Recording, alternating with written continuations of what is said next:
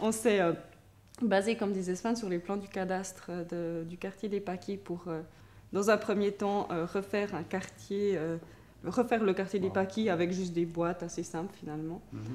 Après, on s'est baladé toujours dans le quartier des Paquis. On a fait des photos de toutes les enseignes, tout ce qui était écriture, que ce soit panneaux, etc.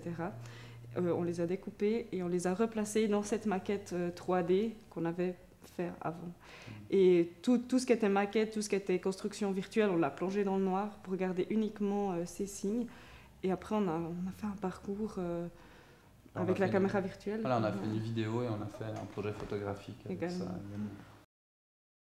L'intérêt de ce projet, c'était effectivement de représenter l'espace d'une ville qu'avec sa signalétique, que ce soit sur la route, des panneaux de publicité ou des boutiques comme ça. Et finalement, on voit que ça fonctionnait assez bien. On a vraiment recréé un espace dans lequel on peut, quand on voit ça, on peut vraiment se représenter un espace où on peut se déplacer comme dans la réalité. Donc c'est assez intéressant comme ça.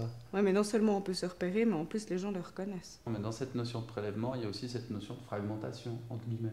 Donc justement, DataTown est un exemple où tout d'un coup on focalise seulement sur un type de données. Ou comme dans Circus, on prend une image, on la découpe et donc on la fragmente en prélevant les éléments qui nous intéressent. Ce qui est étonnant, c'est que DataTown, c'est que des photos qui ont été prises de jour et qui sont ensuite placées dans un espace noir. Et en effet, ça donne une impression de nuit au final. Les gens ont la peine à comprendre que ce n'est pas des panneaux qui ont été allumés quand on les a photographiés. C'est vraiment par contraste en fait que ça ressort.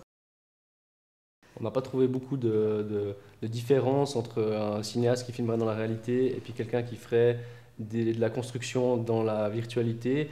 Sauf que ce qui est intéressant, c'est qu'on peut construire autour de la caméra les décors. Ce que ne pourrait pas faire dans la réalité, c'est plutôt les décors qui vont instruire un mouvement de caméra. Nous, on peut faire le contraire, c'est-à-dire si l'arbre est décadré, on rapproche l'arbre, on le déplace. Donc voilà, la manière de travailler est un petit peu différente.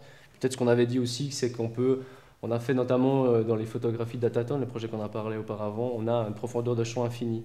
C'est-à-dire que le résultat, par exemple photographique, est net du premier plan à 300 ou 400 mètres derrière. Donc ça peut rester net. Donc il y a quelques petites subtilités comme ça qui ont des atouts d'une caméra virtuelle.